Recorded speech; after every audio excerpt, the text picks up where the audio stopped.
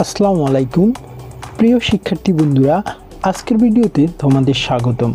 বন্ধুরা, আজ তোমাদের অষ্টম শ্রেণীর অর্ধবার্ষিক পরীক্ষার বাংলা প্রশ্নটি দেখাবো।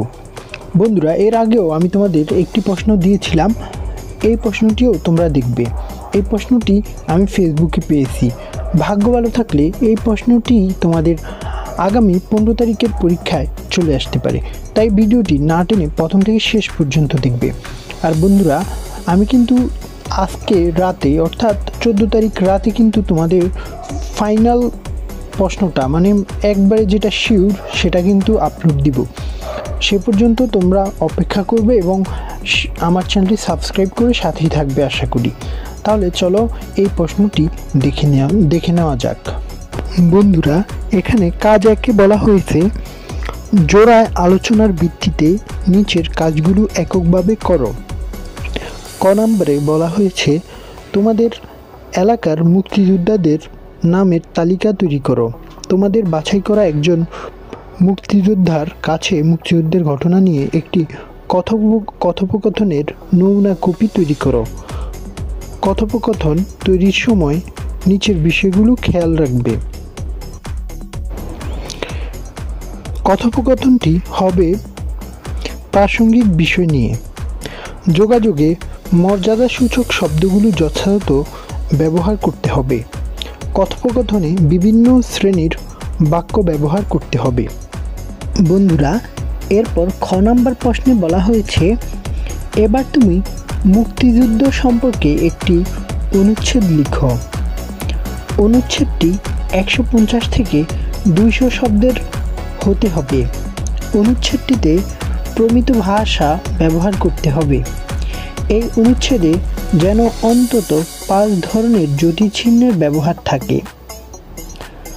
তারপর বন্ধুরা, গ নম্বর প্রশ্নে বলা হয়েছে উপরের অনুচ্ছেদ থেকে যে কোনো 5টি শব্দ খুঁজে বের করো এবং নিচের ছকের অনুরূপ একটি ছক তোমার খাতায় লিখো। এরপর বন্ধুরা, তোমাদেরকে এমন একটি ছক পূরণ করতে হবে।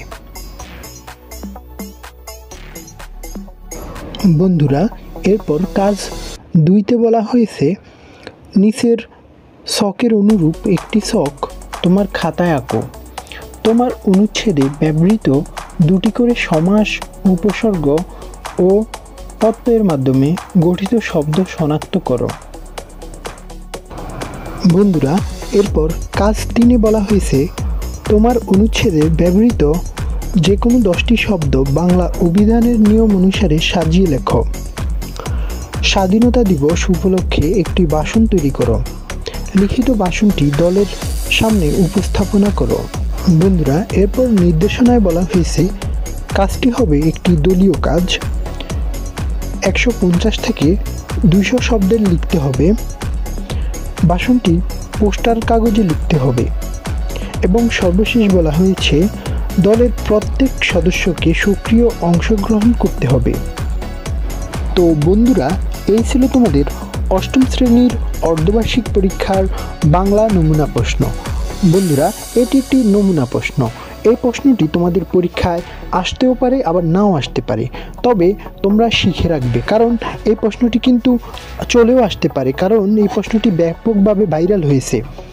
বন্ধুরা, তোমাদের কোনো দুশ্চিন্তা করবে না, কারণ পরীক্ষার আগের দিন রাতে কিন্তু আমার এই চ্যানেলে তোমাদের 100% সঠিক যে প্রশ্নটি আসবে সেই শিওর প্রশ্নটি পরীক্ষার আগের দিন রাতে অর্থাৎ আজকে 14 তারিখ রাতেই পাবলিশ করে দিব।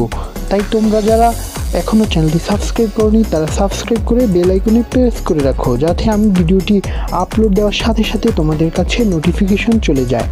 আর বন্ধুরা, তোমরা আমার ভিডিও সম্পর্কে কোনো মতামত থাকলে জানাতে পারো, ভিডিওতে একটি লাইক দিতে পারো এবং কমেন্ট করতে পারো। আজকের মতো এ পর্যন্তই। আল্লাহ হাফেজ।